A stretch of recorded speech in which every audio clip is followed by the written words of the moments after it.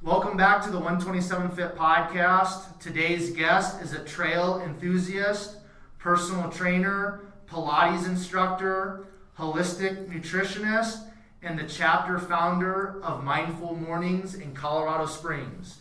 Today's guest is Kristen Baker. Kristen, I want to welcome you to the 127 Fit Podcast. Well, thank you for having me. It's wonderful to be here. For sure. So, Kristen, we're going to just dive right into the conversation and kind of start with a little bit of a warm-up. The first question that I have for you is, how do you start your day, and do you have like a specific maybe morning routine or structure that you like to stick to most mornings? Yeah, so I definitely like to start my mornings with kind of bringing me into the present, getting my tone set for the day, what do I need to do, aligning with kind of my values and my passions every morning. So again, the tone is set for the day, and you don't start off on the wrong side of the bed, right? Right. Yep. So what is, do you have like, is there like journaling or like meditation or some sort of movement? What are kind of like some of the details or the specifics of kind of that bringing yourself into the present?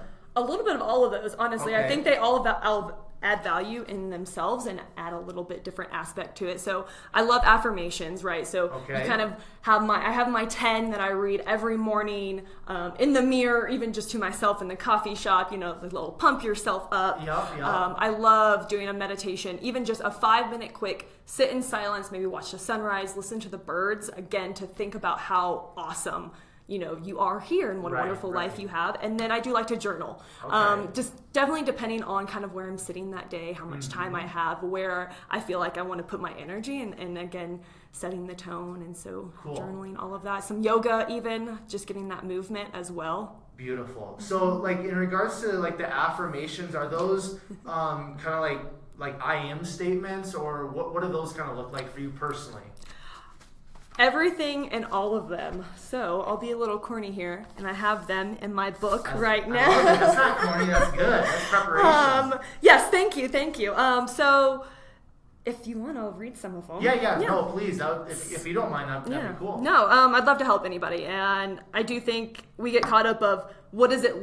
How do people view us? Right. And it's like, oh, this is corny. You're doing affirmations, but like, why not pump yourself every day? Absolutely, yeah. So some of my favorites are: my faith is greater than my fear. Give thoughts to dreams, not fear. I can achieve anything I put my mind to. I'm impeccable with my word. I release all negativity and hold joy in my heart. Life happens for me, not to me. The universe is abundant and has all that I need. I'm open to receive. Let go of my past and don't worry about the future. I honor my mind, my body, and my spirit. I like that. So are those kind of like those affirmations, those 10 that you just read off, are those kind of like, do you repeat those every day, or is it like different seasons, there's different affirmations? How does that work for you personally? I repeat these every morning at least once. Yeah. And if you know anything about affirmations or even meditating, the more you say something, the more it gets ingrained in your mind. Yeah. So the longer I say these, and this has taken me, to get these 10, it's taken me a year to kind of figure out, what do I personally struggle with? What do I need help with? What do I need to check myself on? And so this is where those 10 have come from, to remind myself every day of certain things that, again, I need reminding of. Right? And so it's funny, I'll read these every morning, and now I've gotten to the point where I can almost recite them without reading them from my journal. Yeah. And then I'll catch myself in the day, something will happen, and one of them will stick out. Where I'll catch myself doubting myself, and I'm like, no, my faith is greater than my fear. Absolutely. Or I'll catch myself getting a negative cycle of my past, and it's like, no, let go of my past and don't worry about the future. Right. So they come back in seasons during the day, one at a time, in themselves. So for a listener out there that maybe isn't fully like understanding or grasping like the whole affirmation thing, or they are understanding it, they are grasping it, and they want to kind of put that practice into their morning routine or into their life, what would be like, would you suggest, Kristen, maybe just starting with like one affirmation, and then as you begin to kind of like learn more about yourself and some of your struggles or what have you, just go from there? Or should you start off with 5? What would be some steps to add this into somebody else's life? I'd say start with 1. Okay. I've done, because that's what I started with. I either started with, so you read quotes, you see something on Instagram, you're rolling through Pinterest, and you're like, I love that quote. write it on a sticky note, put it in your mirror while you're brushing your teeth, read it. Right, okay. And then there it is. You're in your morning, you've yeah. already done it, you've checked it off, and you haven't even, got out of your PJs. Right. Or take, I've done it with an exo marker on my mirror as well, where write it on there so I see it every time I look in the mirror, and there's no excuse not to remember it or not to do it. The day gets busy. No, it's there. You've done it. You're brushing your teeth, brushing your hair, putting your makeup on, and you see it. Good deal. All right, so I really appreciate you sharing your morning affirmations, because that can maybe trigger something and help somebody out. So the second question, Kristen, that I have for you, and if there's more than one, please feel free to share, but do you have a favorite book kind of overall, or is there a book that you like to gift often? I love You Are a Badass by Jen Sincero. Okay. Which you probably already picked up that I love that kind of pump yourself up. That's a reoccurring book with a lot of my female guests, so that's cool. And I think it translates to everyone too, right? Like you can put your own situation into it. So I give that book a lot of times to my friends. Okay. That's probably the one. That's like the number one book that I've even read like 4 or 5 times, right? Now what is, because I just said it, but like there's been, I don't know, you're probably like the 5th, 6th, 7th guest on the podcast that has, at least mentioned that book. So what, and I've kind of tried to get my guests to expound on kind of like what the meaning was for them. So like for you, kind of what was like the one, and I'm sure there's more than one, but what was that one kind of takeaway from You Are a Badass book? Believe in yourself, believe in your power, believe in your gift. Okay. Is I think what it really comes down to is, really just believing in yourself and what you bring to this world, and honoring that, right? Not listening to what other people have to say or doing something because society says it or your parents think so or your friends. It's like, no, I have this gift and I think the world needs to hear it. Right. So. But now you got to read it. Yeah, I need to read it. I do. I need to read that book. It would probably be very beneficial. So, what is your gift for the world then? Oh gosh, put me on the spot here. Yep, for sure.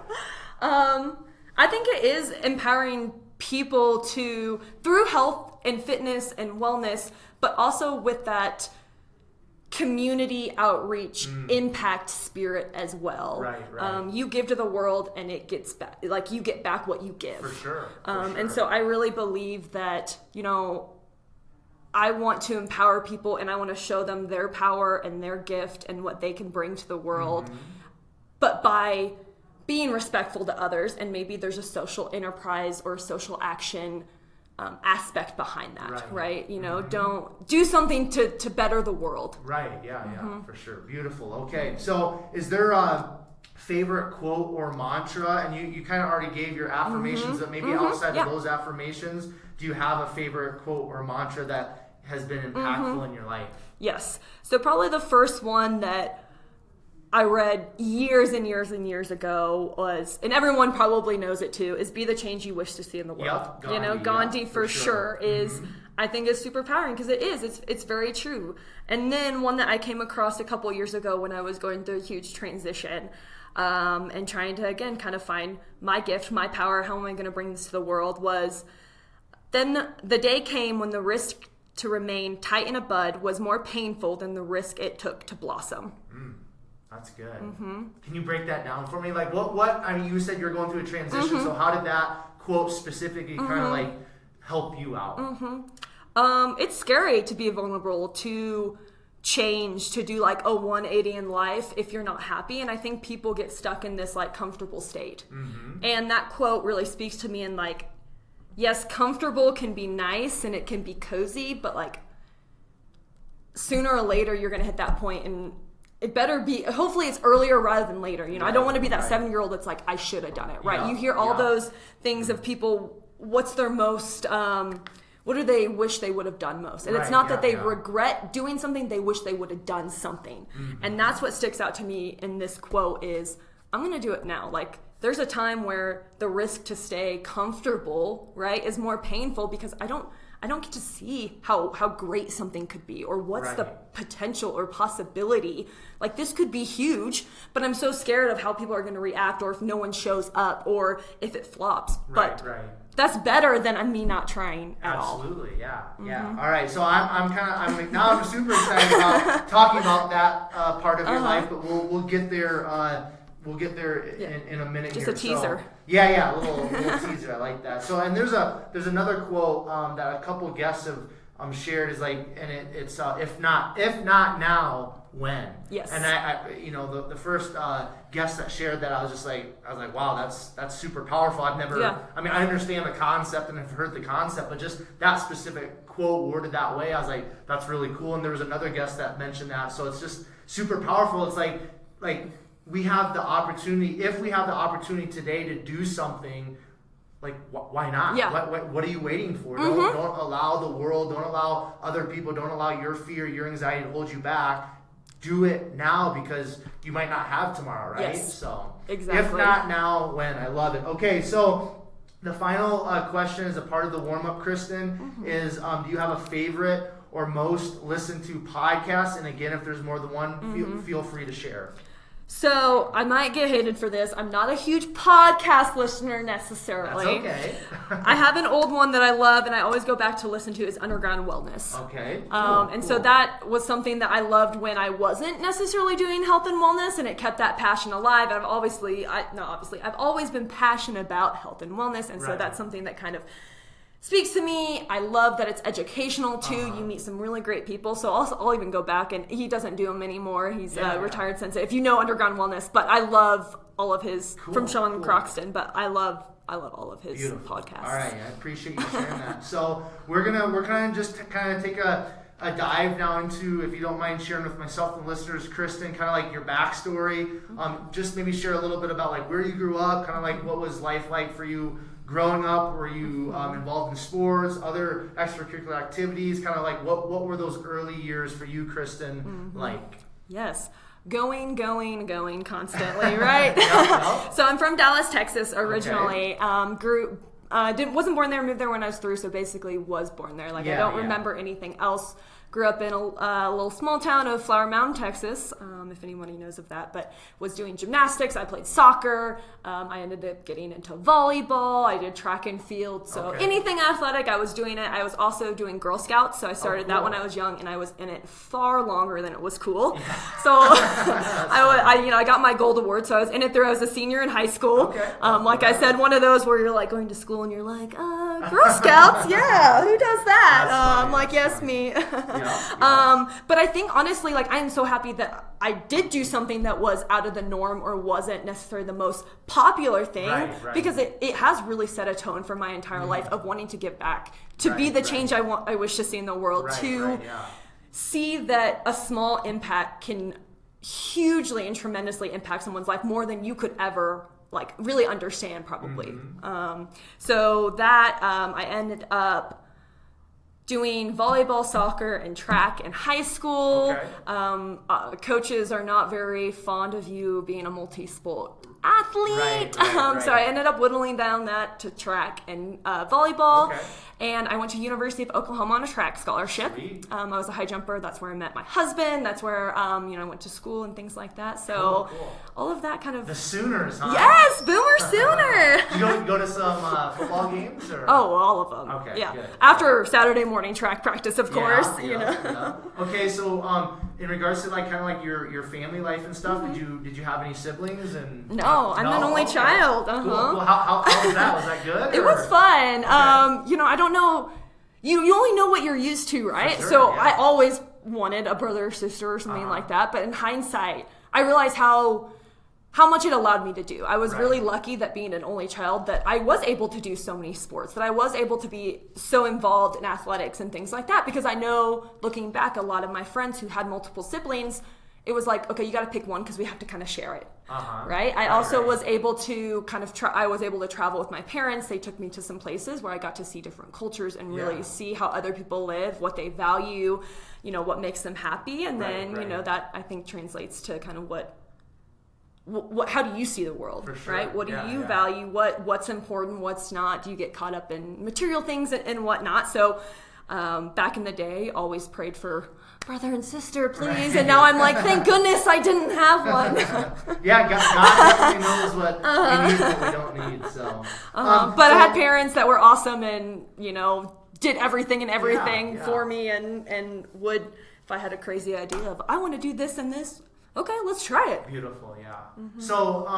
So sports basically was sports. I mean, you said you were in Girl Scouts and stuff too, but like for basically, it sounds like your younger years and stuff, sports was kind of like your jam. That was kind of your outlet, kind of that team environment. That was basically everything. Is that fair to say? Yeah, definitely. So in regards to kind of like athletics, because I grew up playing sports. I played college football. There's so many takeaways for life through sport, especially when you're younger and you're going through all that type of stuff. So if there's maybe just a couple of things that you can maybe think of, Kristen, in regards to takeaways from your years being a competitive athlete, what would those be? And kind of like what would you maybe encourage a parent or parents that are listening to this to maybe try to encourage their kids to learn through sport?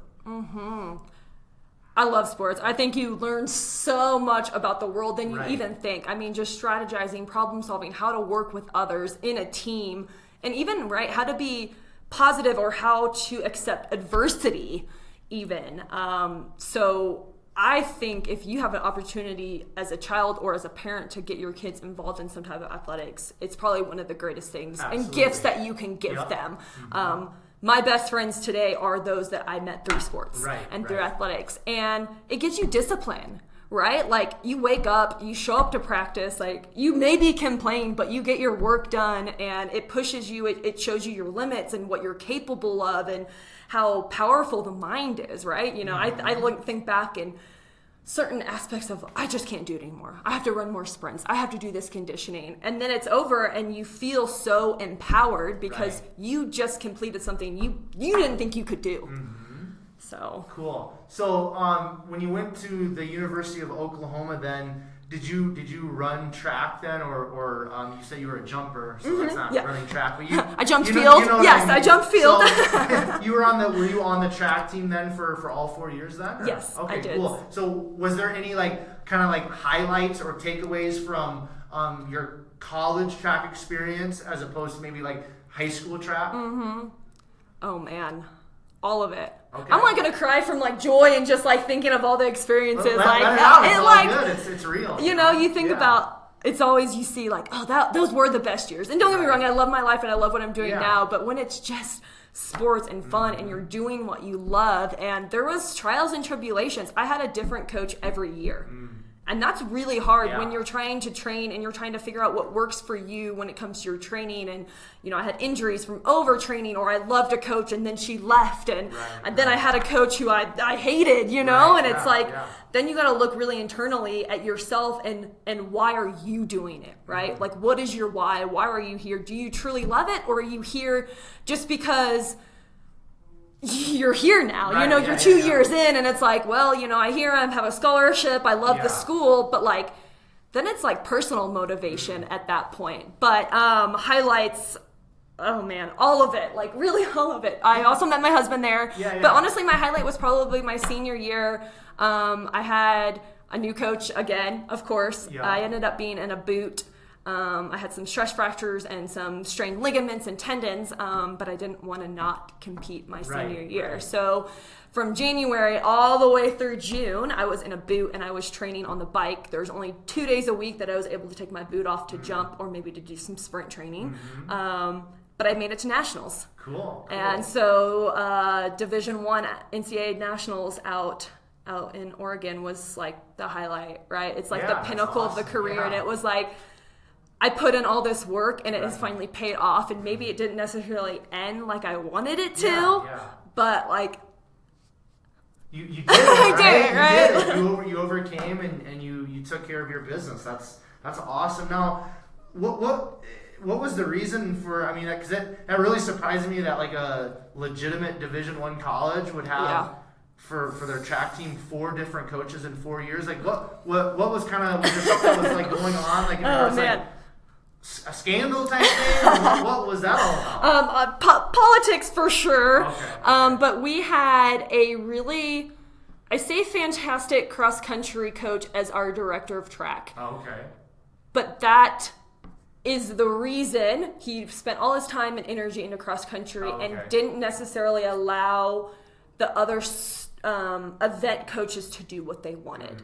And he hated a lot on the jumps team, and he thought, we were jokes kind of. And, my freshman year coach is out in California running the Olympic Training Center out there. But because they weren't allowed to train how they wanted, to take us to meets, to let us excel, you don't want to be in an environment that hinders you and holds you back. So I do, I never hold anything against my coaches for leaving and seeking opportunities where they could grow because they weren't being offered that there. So it sucks for me, but... but you know what? It does suck for you, but then also I think just because of probably just how you approach life in general is you also learned a lot through those experiences, because life isn't always put together perfectly. You don't always you know what I mean? Life is wild and crazy, so you learn that, it sounds like, at a pretty young age, being in college, so that's cool. You cool. learn something different from every coach, kind of like what you're saying. And I look back, and as much as I loved the coach that I had my freshman year, he recruited me, so you're bonded with them, right? And it was so heartbreaking to see him leave. But to be honest, he wasn't the right coach for me. He's a fantastic coach for those kids that have it. And coming as a freshman, a lot of us didn't have that yet, if that makes sense. So my sophomore year coach knew how to get us in that competitive, physical shape. Her thing is that she instilled in me, you have to be an athlete before you can be a high jumper.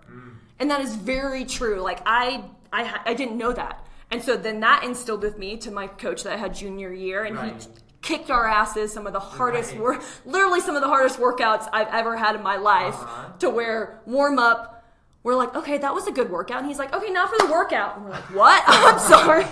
There's more to this? Excuse me? Yes, what? But it taught me things where I have to accept responsibility, and I have to choose to show up every day and work my hardest, right? It's not going to be handed to me. It's not going to be given to me just because I've been given this opportunity at a really great D1 school that goes to all these things. I have to work for it, and I have to put the work in. Yeah, good. All right, so before we kind of move on from kind of the earlier years in college and stuff, was there maybe one thing or two things, or however many you feel comfortable sharing, that were kind of we kind of already talked about the college experience with the different coaches and stuff, but maybe going back to middle school, high school age, was there anything that was super difficult for you? Because I know a lot of times with my female guests, they talk about around that age frame or whatever is maybe there's some body image stuff, there's maybe some anxiety things, maybe some relationship stuff. So was there anything that was really a struggle for you in those younger years that you had to overcome, or maybe something that you're still working on to this day? So I think it started a little bit in high school, having relationship with coaches that weren't super positive, right? Where you didn't connect with them, or you didn't think that they had your best interest at heart, and so you're constantly butting heads, and then you have to pick, is this worth it? Or you're getting, things were coming to you in a negative way because the coach was almost punishing you, if that makes sense. But you talk about body issues, and it's interesting that I feel like that actually didn't hit until college. When we had coaches, I came in with a group of girls, and I know you're talking about middle school, but I'm going to jump because you're great. But it was there where our coaches were like, maybe you should look at your diet here. Maybe you girls need to not stop eating this and start doing this. And I remember a coach saying, if you would lose 5 more pounds, you could jump 2 more inches. And then you start that cycle in your head, and you're like, well, maybe she's right. Now we're all watching what we eat. And because, especially in college, you don't have outside factors. You don't have parents cooking meals or taking you out. It's on you to make those decisions. And then all of us girls feed off of each other. So we're all eating salad. And then you look at another one, you're like, oh, you're eating that? Okay, well, now I have to eat that. And she's like, oh, you're not eating that? Well, I'm not going to eat that either. And it's like a cyclical thing that you play off one another, not even realizing it until now. In hindsight, you look back and you're like, man, we like did ourselves a disservice, especially as girls, as we're like competitive and we think if we're smaller or we're lighter or we don't eat this or we do this, that all of a sudden like things will come easy. And that's not necessarily true at all. And especially not doing it in a healthy way because you're not educated on it. Right. So, I mean, you just said you're not educated on it. So there was really nobody in regards to like nutrition or anything like even outside of the track department that were helping you athletes kind of with that? Or? Not until my junior year. Okay. So we got one of our new coaches wanted to implement that because he knew that it was important and that we didn't have access to those resources, as silly as it sounds, even though it was at the university and they had it for other sports. Our director didn't want to necessarily offer that to us, if that makes sense. Yeah, and then it's funny how certain things would happen when I got injured, and then people are starting to add things up, and they're like, well, I think you need to go see this person because you're not being healthy. You're not doing this. Right. And then like almost coming at me like I should have known better. And I'm like, well, I don't know. Like my coaches just told me to do this. Like freshman and sophomore year, it was like, you guys need to lose weight. You guys need to get in better shape. You need to do this. But like no one taught us like the right way. Yeah, like what does that mean? Like get in better shape, okay, well why don't you teach me? Why don't you train me? Right? Wow, exactly. Of course, you know the football team, they have not just at the University of Oklahoma, but any, legit D1 school, and even I played at a D3 school, and even there like the strength and conditioning and the nutrition and things like that was legit. That was that was a few years ago, you know what I mean? So it's just interesting to hear, how like at a legitimate Division I school, like, there's still a lot of room to improve in like kind of the nutrition and things like that. And I'm sure it's getting better. Yes. I know it's getting better, but still, college dependent, like it can still be lacking a lot, So. And I think it depends on where the coach wants to focus. The fact that the director really only cared about cross country, or the head coach of track and field only cared about cross country, he didn't care what we did. He didn't care if we succeeded or failed and then flopped out and got out. I came in with, I think my class that came in my freshman year, there was about 12 of us. And I think there was 3 of us that ended up competing all 3 years and actually making it all the way through. Yeah. Did some of those girls end up like transferring out? A couple of them transferred. A couple of them, grades, injuries. They didn't, they couldn't hang. All of that. Yeah. Interesting. Okay, so you talked about, and because you already mentioned it, I'm just going to kind of give you the opportunity to speak about it, but you talked about meeting your husband Ethan at the University of Oklahoma. So just kind of like, what was that like? Was he also an athlete, or kind of what did that kind of look like? And then, how long was it before you guys got married? And then if you don't mind sharing, just like, what has that specific relationship, Kristen, for you with Ethan, how has he added value to your life, and like what does that mean to you as a woman? Yeah. So he was an athlete on the track team as well. Okay. He was a sprinter, so he did the 400, the 200, all the relays.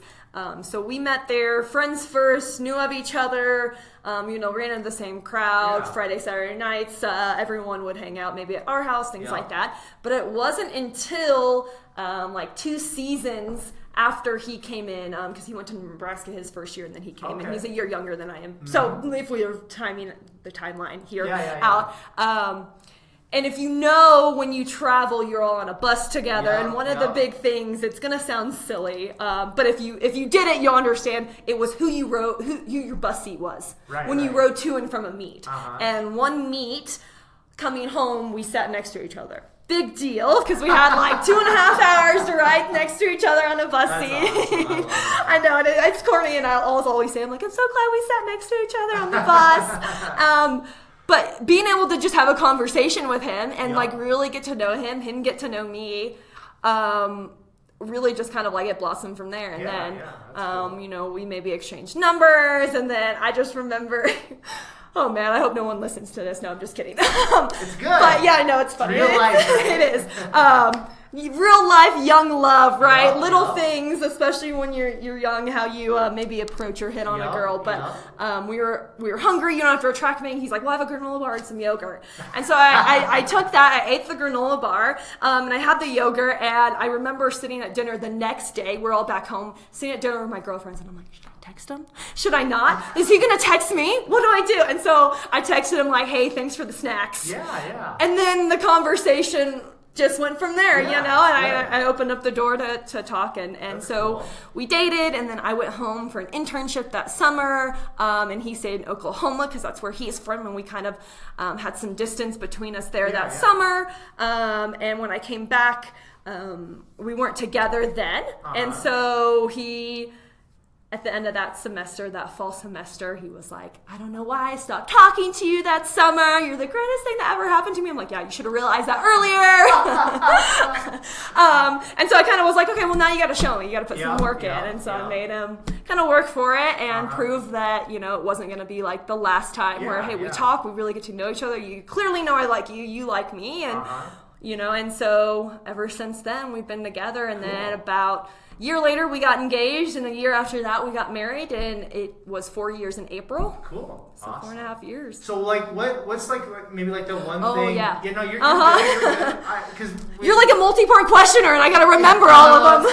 It's good. But, just what's kind of that one thing? Because, and I like to ask this, Kristen, because, marriage and things of that nature are, for me personally, that's a very important thing. And I'm not married, but marriage to me it's important. It's a very sacred, very holy thing. But in our culture and in kind of especially these younger generations, marriage, it doesn't seem like it holds that weight that it used to. Yeah. And I personally, that kind of hurts my heart and it frustrates me because, again, totally. From my perspective, marriage is a very beautiful thing. It's a lifetime, and it's supposed to be a lifetime commitment. And I know because I've talked to so many people that are married and they share things and I ask questions about it, there's so much growth, there's so much maturity, there's so much, that you learn about yourself and the other person, things of that nature. So what's kind of been that one thing up to this point that maybe Ethan has added to you, and is maybe that relationship that you have with him has helped you to kind of maybe learn this thing about yourself, or how has that improved or bettered you as an individual? Well, first we kind of have your same mindset, right? If we're in this together for the long haul. Yeah. And I think that's one of the most important things you got to go in with that mindset. Absolutely, because you do grow and you change. And so one of the things that we always have said or make sure we try to do is we grow with each other.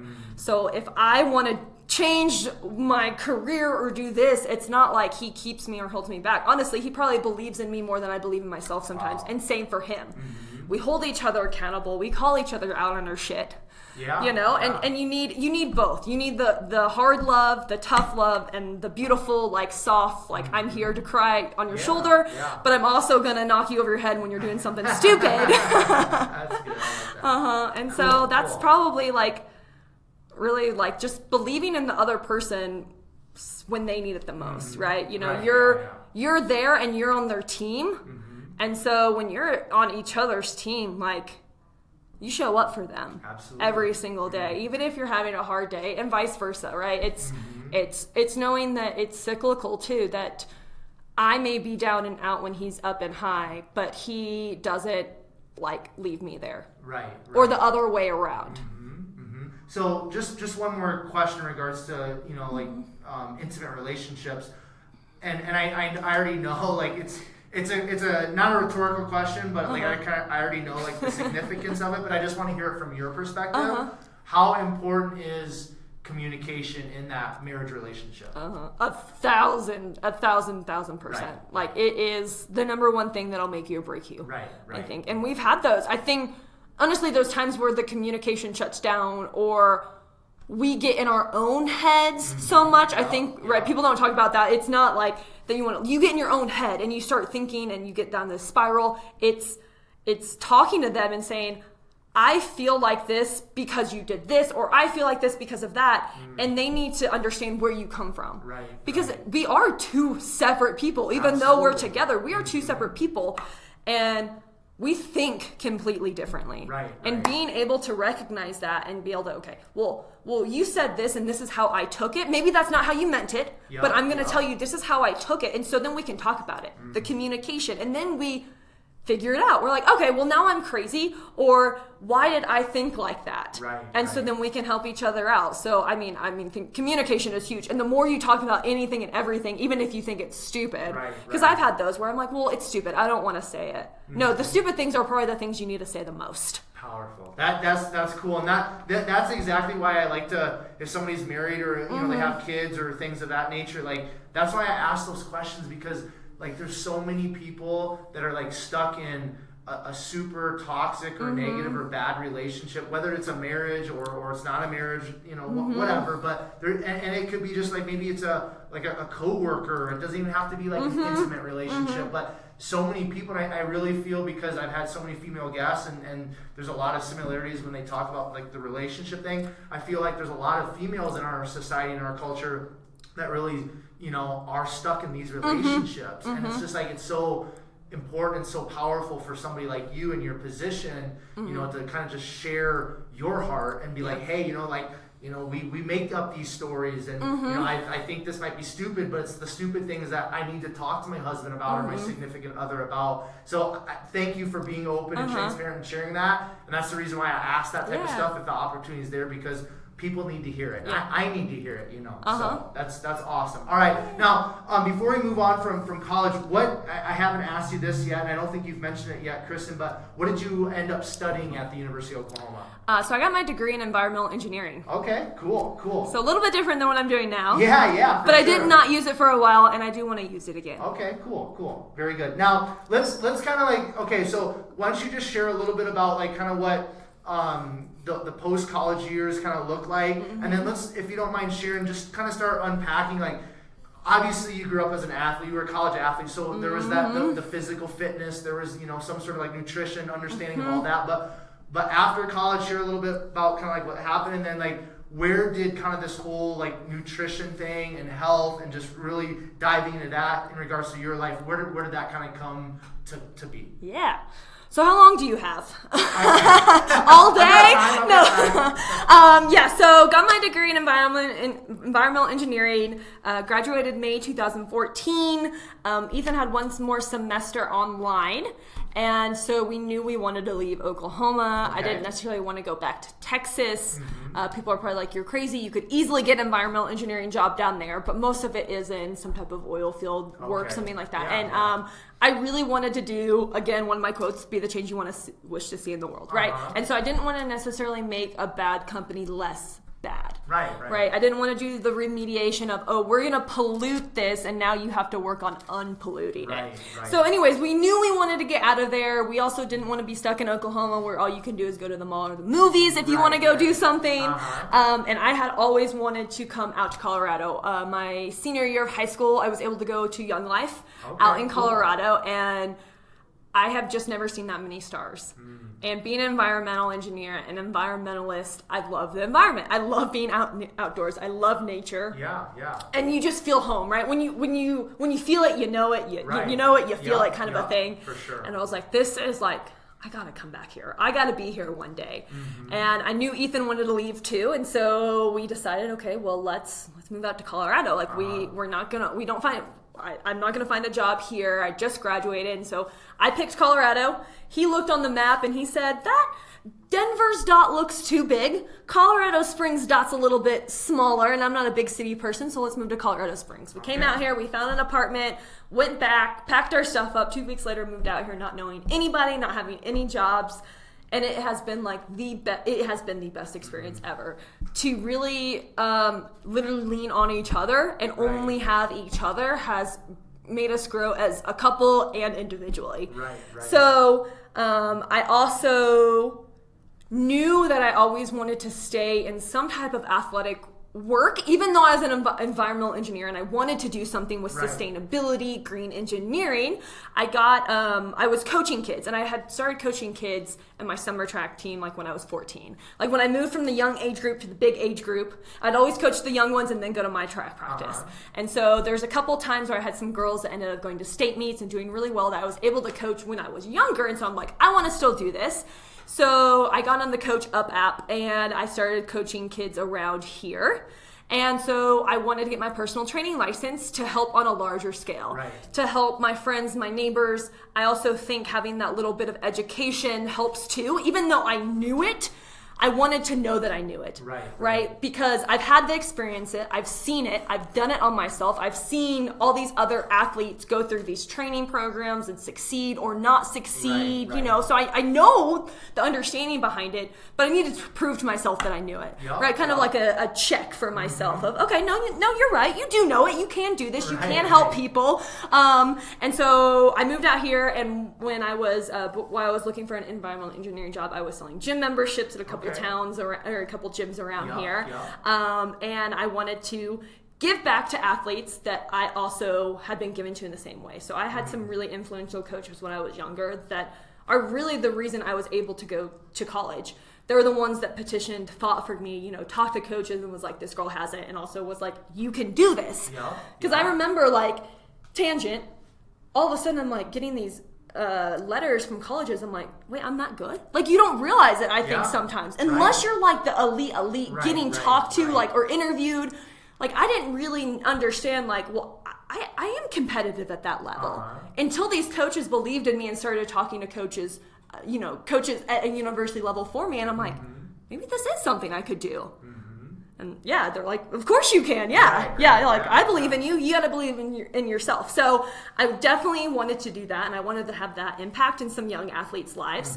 So I did that, and let's see. So then I ended up getting a job as an environmental engineer and a quality specialist around town at a metal manufacturing company.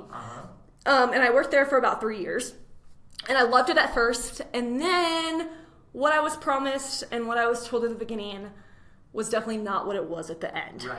There was not career growth in environmentalism. I had to basically become a quality specialist where I was babysitting people. And it was just, I can go into a lot more detail, but it just wasn't what I wanted to do. For sure. And that's kind of where the whole, like, the one day, you know, the quote where the risk to remain tight in a bud is more painful than the risk to blossom. And that's where I had to kind of really look at myself, and it's like, yeah, I could stay on this track and I could be the quality manager or the director of quality, but is that what I want to do? Do I want to continue to wake up in the morning like dreading going to work? Do I want to continue leaving work dreading to go to work the next day? So I was like, nope, not anymore. I'm not going to do this. So I quit. I got my nutritional cert and all of that, and then I was like, I fell in love with Pilates too. So I'm like, what's something else I could add to my repertoire? Maybe I'm a cert happy kid, but I'm like, I love Pilates. So how can I add that to my repertoire? Because I think it's really important, and I think it adds value to my personal training when it comes to the lifting and how you train people. That mobility and functionality aspect is really important. Sometimes what we forget, and one of the things that I see the most that like makes me cringe when it comes to that world. And so I like 180'd, was like, okay, well, maybe environmentalism or environmental engineering is not my thing right now. So let me start this health and wellness thing. Like, let me spend a year just doing something that I love. Waking up in the morning, being passionate, like giving back, helping others. So I started my health and wellness business. I also, when I was at that metal manufacturing company, I had the opportunity to start a wellness program there, which was really fun. But it's also really discouraging. I did our community outreach too, so all of our volunteerism work and stuff like that. But it's really disappointing when you surround yourself with people who don't get it or who don't want to do it. And so you're setting these awesome things up for people and no one wants it. And it's like, why am I doing it? Like, you're like, it's a drag. It is. And so I'm like, no, I want to do something that people want to, right? I want to help someone lose weight or to get fitter or to build muscle or, whatever, to change to a plant-based diet, whatever it is, because they want to do it. And I want those people, right? And same with the giving back and the volunteering. So that's also where I started my Mindful Mornings, the social action movement project and community that I have here to bring those people together to help those that want to be helped. And so...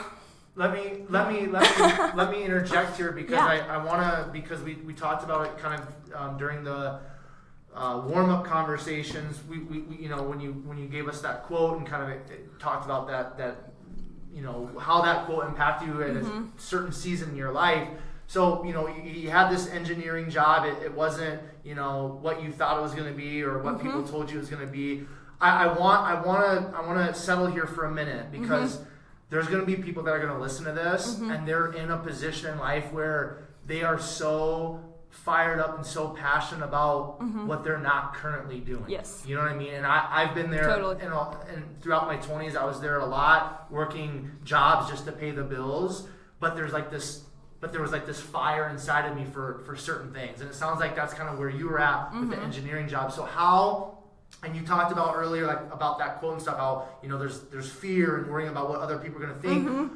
So just unpack a little bit, Kristen, in regards to that season of your life, the kind of the emotions, the fears, the anxieties that you had to work through. And then what was kind of that impetus for you to just finally say, you know what? I'm walking away from this job, because I'm pretty sure you probably had the insurance, you had probably pretty decent income and all that type of stuff, and that's where you talked about earlier, being comfortable it's nice. Yes. Like we mentally, physically, just it's in our DNA to crave and to try to set up our life for comfort, but growth doesn't happen in comfort. No. So how did you work through that season of your life, and what was kind of that final impetus to say, you know what, I'm done here and I'm going to spend that year just doing what I love? Like you said, there's a lot of things that led up to it, right? I loved what I was doing. I was able to help us become more environmentally friendly. We became gold awards of the Colorado Environmental Leadership Program. I helped us get our ISO 14001, which is this big environmental management system. And the CEO, just didn't understand. He's like, yeah, we don't need to spend any more time, effort, money. And I'm like, okay, well, that's a bummer. That's a drag, right? So there's one thing where I'm like, well, we do. We've set this up, and now we can't just brag to people that we have it. We need to continually to grow and to build this. And then probably the one thing that really just ticked me off one day is that manufacturing is really small when it comes to women in the industry. It's very male dominated. And I worked really closely with one other woman who did the health and safety. And one day we got all the ends and odd jobs anyway, because what we did wasn't important. So they didn't think there was any, we didn't do anything, right? We did environmental and health. So they basically just sit around and play tic-tac-toe all day. Obviously not the case.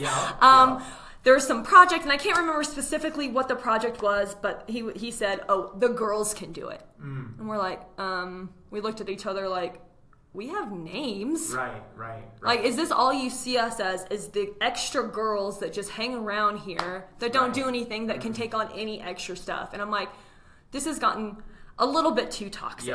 And when I transitioned to the quality specialist, because I was maintaining, I have chemistry in my background, so I was maintaining all the chemical baths in the metal manufacturing floor. And so I worked the whole lab, I did all of our testing, I did the quality of that. So they're like, do the quality of the finished products too. And the manager of the department I think he had an issue with that transition, where I came in and I was somewhat of an equal with him. And I don't want to say he didn't like that, but it was hard for him to handle. It was his department before, he made all the calls, and now this young girl coming in who's like, we should do this, or this was bad, you need to do this, and didn't really sit well with him. And so there was multiple occasions, so we had one, this is number 2, ticking me off, right? Of something would happen, and specifically was like, Kristen said this, and I'm like, no, I didn't. Right. I did not say that, and now you're making me the one who all of a sudden made it an issue. Right. Something didn't get done, and he's like, well, Kristen never told me. I'm like, first of all, I told you 2 days ago. Right. I emailed you yesterday, and I even touched base with you this morning, and now you're telling the director, my boss, that I didn't tell you anything. Jeez. False. So I'm like, I can't be in this toxic environment. Sure. Like, it is just dragging me down. Yeah. And that was really the time where I'm like, I'd rather not have a job than to be here and have stuff made up about me, just feel unimportant, unvalued. And Ethan first was super helpful and encouraging of like, we'll make it. Yeah. Like, if this is what you feel like you need to do, we'll make it. Like, if we have to, like, I don't know, work at the grocery store, go get a coffee shop job, or whatever it is to make ends meet, we can do it. But like, your happiness is, at the end of the day, is what really is what's important. Right. And then the woman that I was working with, talking with her and seeing kind of where she was, and she had been there longer. And talking with her where she's like, you know, I would love to do the same, but I have 2 kids now. You know, I have to, unfortunately, I don't have the freedom to necessarily like just get up and quit and find and figure it out as it goes, because something will always come, especially most of the time. I know they always say it's easier to find a job when you have a job, but honestly, when you don't have a job, it's pretty easy to find a job. You know, you're pressure and you're kicking your ass to find it. And so talking with her and like hearing where she is and how she got comfortable and not necessarily comfortable, but it's like, I get it. You have a family and and at that point, it's not just you that you have to worry about. And seeing her and her encouraging me, it's like, you know what? Like, I kind of wish I could do the same thing, you know, but I can't. It's harder. And talking to her of like, the more longer I stay here, the more comfortable and the harder it's going to be. It's for sure ripping a Band-Aid off. Absolutely. And so I ripped the Band-Aid off in one day and literally just ripped the Band-Aid off. Like, one day I woke up and I was like, I'm telling them today. This isn't going to work. And I knew there was, I am lucky for the job, right? You see how everything transpires and everything is put in your life for a reason. Absolutely. And I truly, truly, truly believe that. As much as that job wasn't what I expected it or hoped it would be, you know, I started it, and I probably believe that this day, today, I would have still been working for them as like the director of environment, efficiency, and energy, which was a made up position, which I didn't know when I started, but at the end of the day, it was. I was able to do a leadership class through the city. So I did Now through Leadership Pikes Peak, and it opened my eyes to all the good that's happening in the world, especially Colorado Springs. We have a ton of organizations, people, industries, like things that are happening and people that are doing well, that are making a difference. And I got to work with someone. I got to work with Rimfy, and I did that class. And that is like the other, like, number 3 that I was like, okay. Like, this is, I've had 1, 2, 3, I need to leave. Like, even if it is just volunteering, there's organizations that are environmentally conscious, like Rimfy or all, you know, Palmer, I can't think of it, L. Palmer, and, you know, things like that were doing good in the community when it came to environmentalism. And, like, if anything, I can go work for them. So all of a sudden, it's like, no, there's things out there. And especially when you have this bubble that you sit in, you can't see what's outside of it. So I think that's what's the scariest thing about the change is you can't see what's outside your bubble. You can't see the opportunities that are there for you to grab until you rip the Band-Aid off and take that leap of faith and step outside your comfort zone. And then you're like, oh my gosh, there's all these things that I can and could be doing. And so that class was probably the number 3 thing that was like, okay, like I need to do something else. So while you were, you know, processing within your own mind, like, you know, the fact that, you know, I need to leave this place, it's toxic, it's just ridiculous.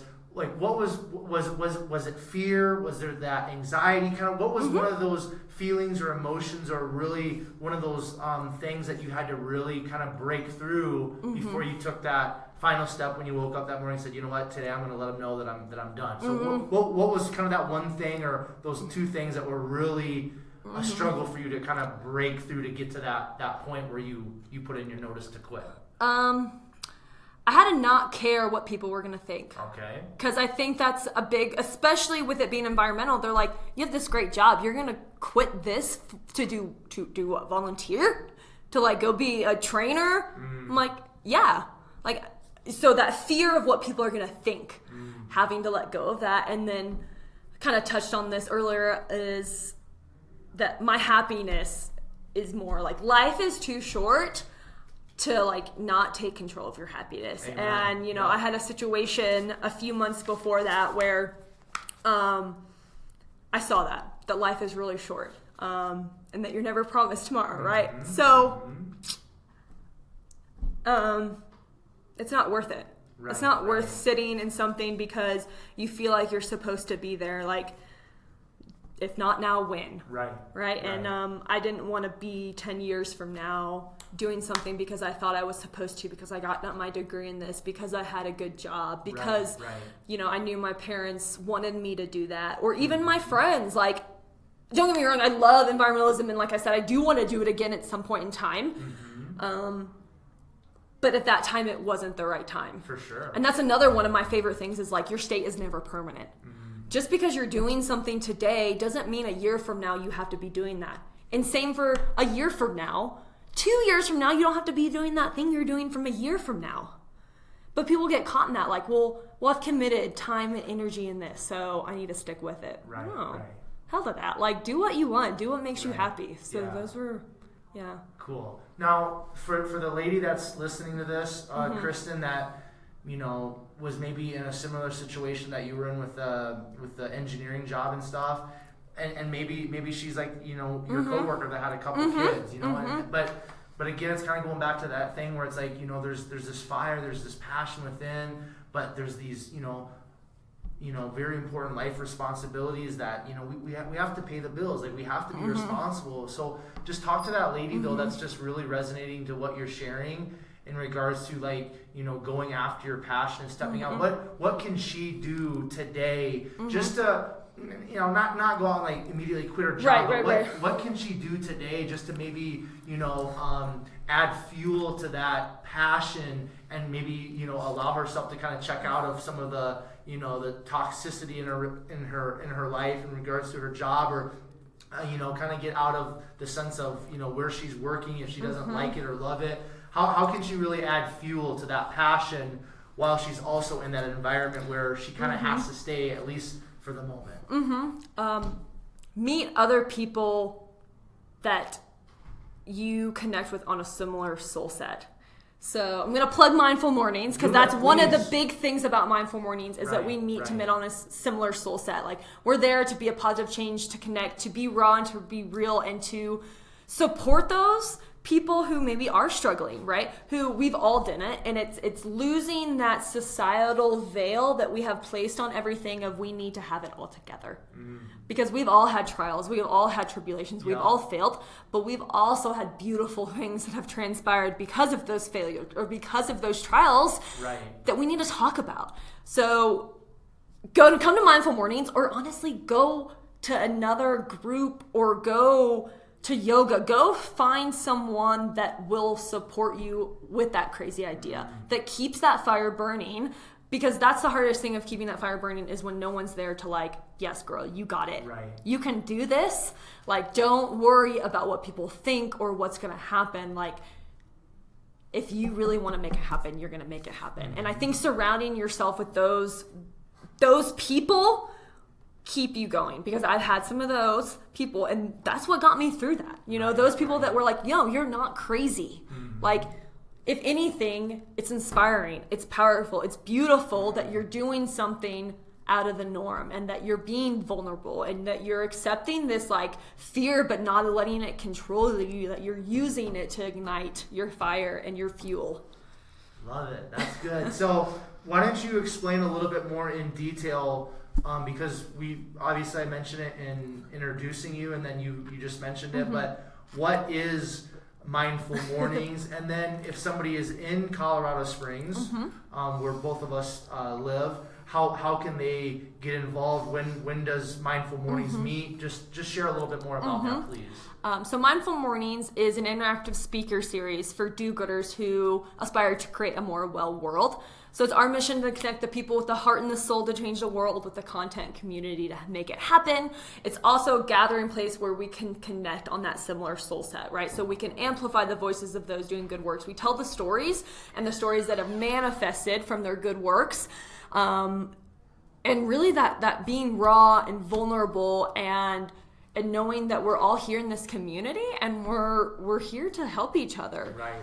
Getting in the room with someone that you might not normally connect with, and all of a sudden you're like, we have a lot more in common than we think. So we meet the first Friday of every month at 9 a.m. Okay. For the rest of the year, we'll be at SCP Hotel, but you can find us on Facebook, Mindful Mornings, Colorado Springs, and we're on Instagram, mindful_mornings_CO Springs. Perfect. But yeah, it's I say feel-good community, and I don't want that to sound cheesy or woo-woo, but we do get caught up of having this, we don't connect on a real human connection level hardly anymore, because in society we're told you have to have it together, you have to have this, and like having things or having a good job or being successful is sometimes what is the most important.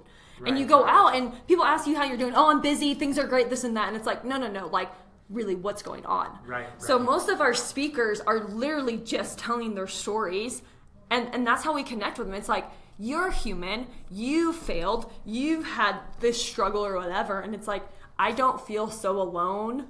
I don't feel so small in this big, big world. And I think that, like, helps you more than anything. Right. You know? Especially when you're trying to make like a huge life shift, or you're struggling to figure out who you are or what you want to do or how you can be an impact in this world, in this community. Cool. How can I help you, ma'am? Yes, I'm making sure that the reservation for this room is accurate because a lot of people are switching rooms around, so I just want to make sure that we've got you in the right room. Okay. We've already got it checked. So. What is the name? Kristen Baker. Okay, thank you. Thank you, ma'am. So, 127 Fit. Podcast listeners, this will not be edited out. This is the raw and the real of the podcast. We just had a lady, we're sitting in a library in Colorado Springs, and we just had a lady, she was standing there for like 5 minutes while Kristen was talking, and I tried to wave her off, and she didn't want to leave, and then she wanted to confirm our room. So, hey, that's real life. We're going to keep it going. Appreciate you guys See, I am Kristen Baker. It's good. There we go. Well, the real Kristen Baker, please stand up. Woo-woo. All right, so Kristen, let's. I want to talk about just kind of like overall and generally speaking, the importance in life for us, like personally as like human beings, the importance of like exploration, adventure, and going through new experiences. Like what is the value for us as human beings to explore, to adventure, to put ourselves in new situations, to surround ourselves with new people, new environments.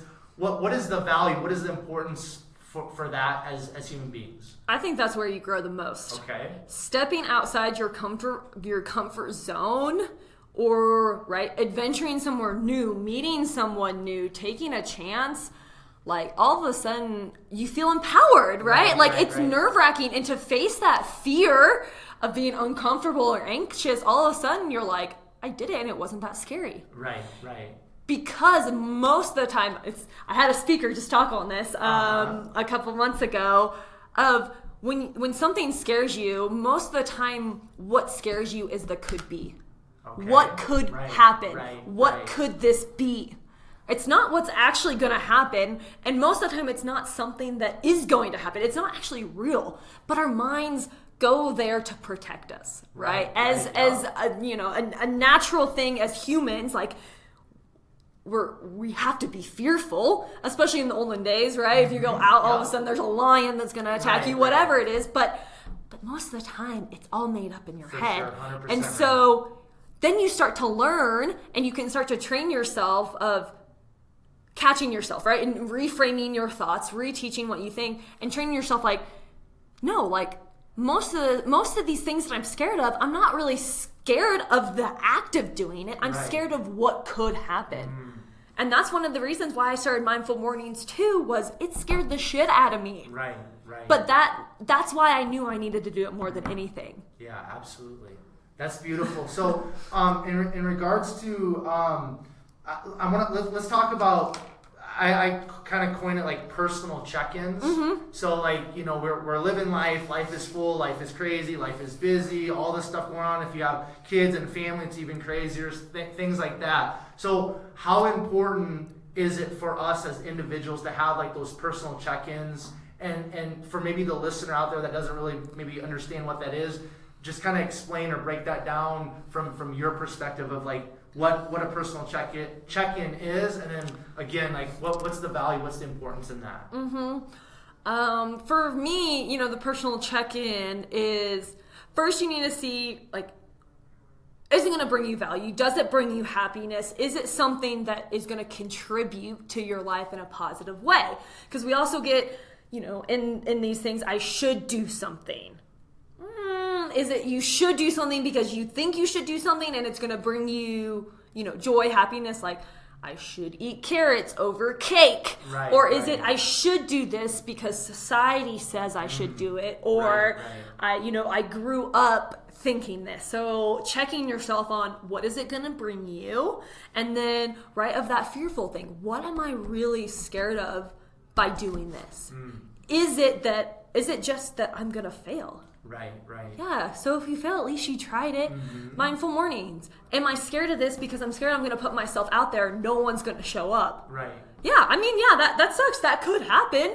But most of the time, if you're super passionate about something, people are going to show up. Absolutely. There's a need for it, and then the world needs it, right? So like checking with yourself of, is this really accurate? Is this fear really a fear, or is it just a fear of the unknown? Right. So it ties right back into kind of like what you were talking about previously about, the kind of the could be. So it's really important for us to check in and to really like examine our thoughts in our mind of like, okay, is this reality, or is this like some creation of my mind? And so as we check in, as we have that self-awareness and we're in tune with our thoughts and our body and everything, then we can kind of take those steps to again break through the fears or the could be's and all that stuff. Is that am I following? Yeah, definitely. Correctly? Yeah. Okay. Perfect. Now, we've been going over an hour, so I want to start kind of moving towards the finish line here. Kristen, there's a couple more things I want to talk about, and one of them on your Instagram, you have that you're plant-based. So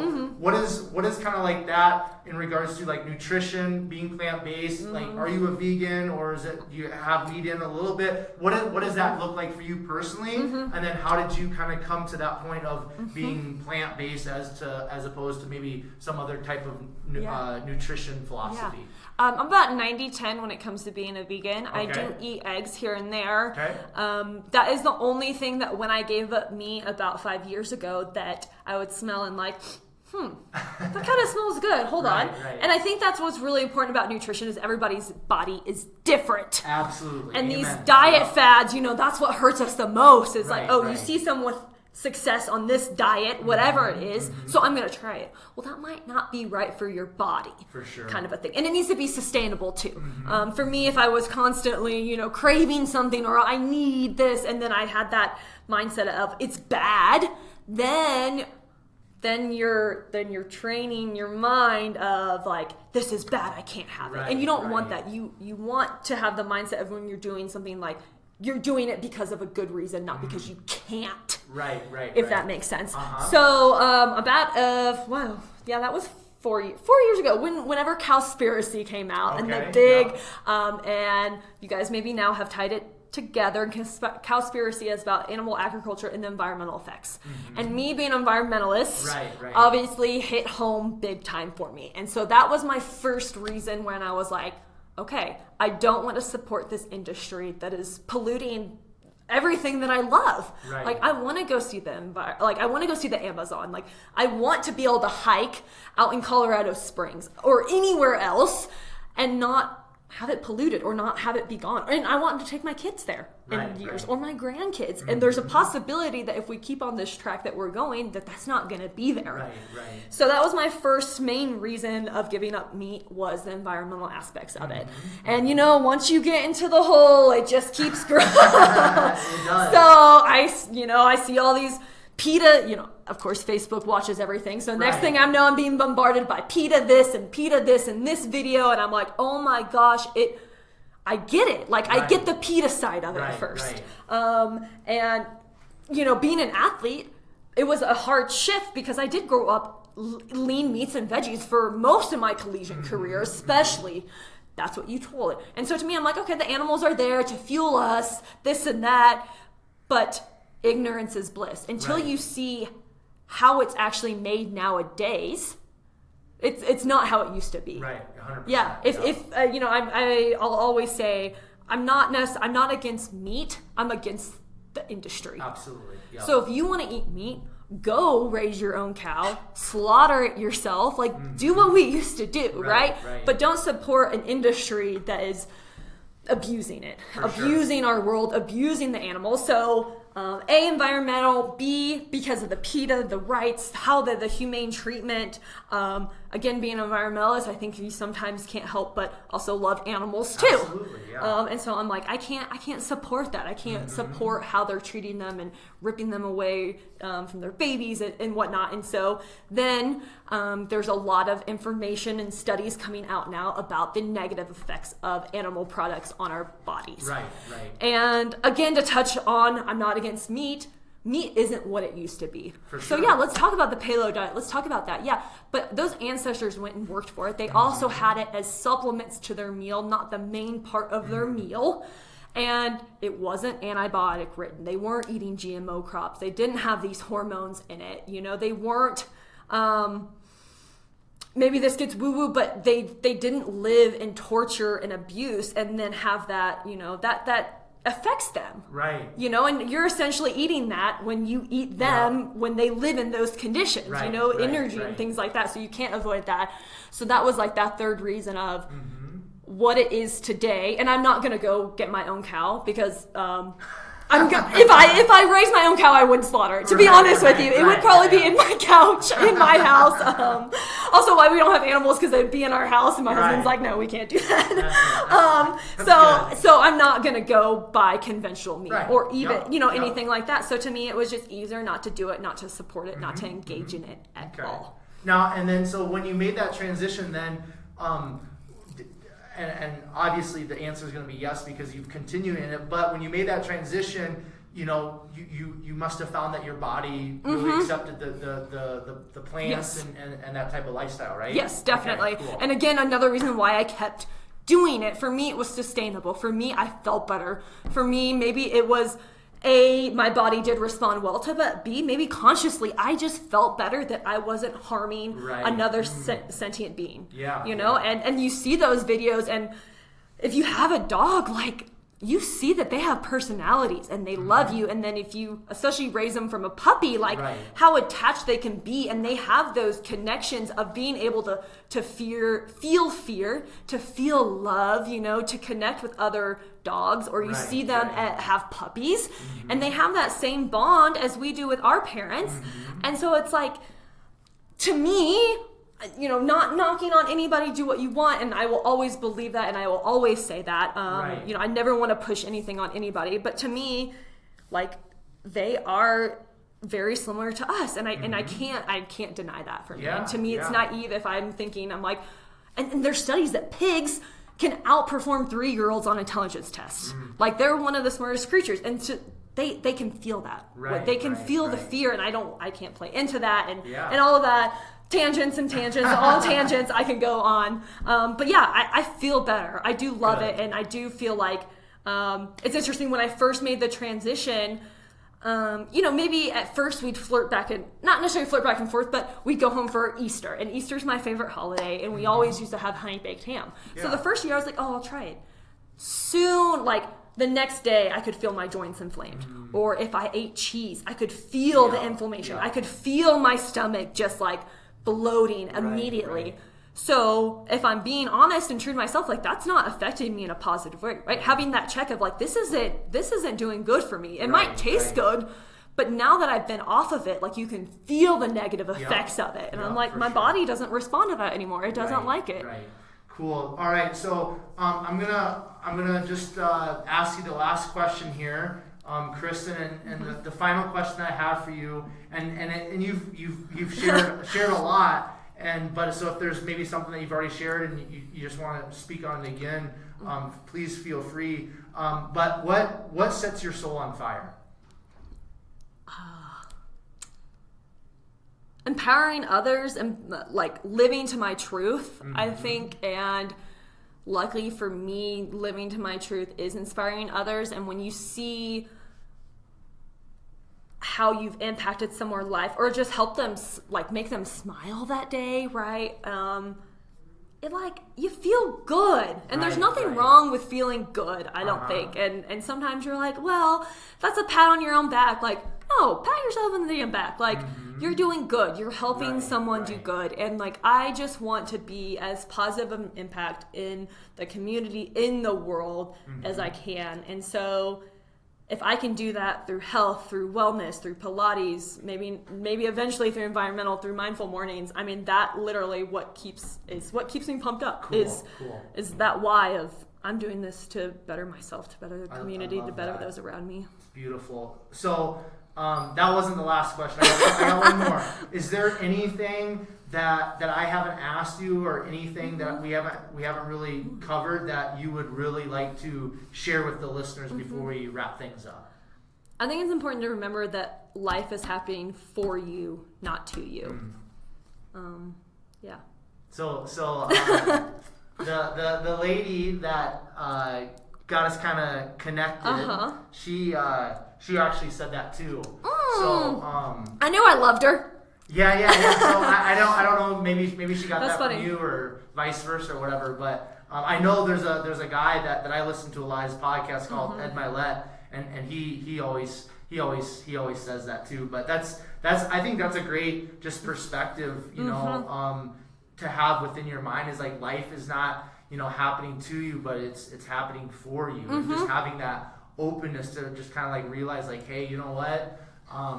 You know, the way that I approach every day is really how, you know, my day is going to unfold. You know what I mean? Because there's going to be good, there's going to be bad, there's going to be indifferent, but it's all about just how we're kind of approaching life. Yeah, So because it's really easy to accept the good, and sometimes it's hard to accept the bad, Right. or see it as something that could be a positive shift, or can help shine light on something for you. And that's what I love about that quote, is it's some of those dark times are there for a reason. You know, it sucks, and don't get me wrong, and I don't want anyone to have hard times. We've all had it, but to know that there's hopefully a higher reason or a higher power behind that to guide you to where you need to be and to where you need to go. Right.